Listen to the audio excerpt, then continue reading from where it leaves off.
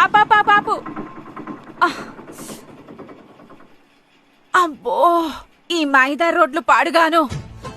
Mary, Mary, డబ్బులు నువ్వు ఉండవయ్యా. ఎవరు?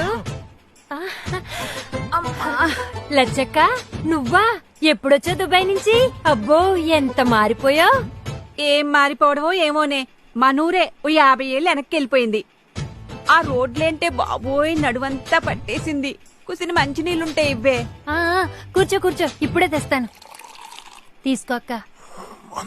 మందు బిళ్ళలకి ఇంకా అరగంట టైం ఉంది. ఊరుక. ఏంటాకుబు ఇలా అయిపోయావు? ఏంటే, ఏమైందే మేరీ? మందు తాగి తాగి ఇలా మంచాన్ని అతిక్కుపోయాడు సచ్చినోడు. అదేంటే, మద్యపాన నిషేధం అన్నారు కదా. అది నమ్మే ఓటేసి మోసపోయాం. మద్యపాన నిషేధం అంటే పక్కోళ్ళ మందు ఆపేయడమని అర్థం.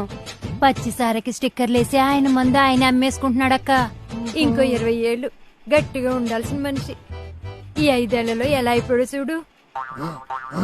ఏటి, దుబాయ్ మందా?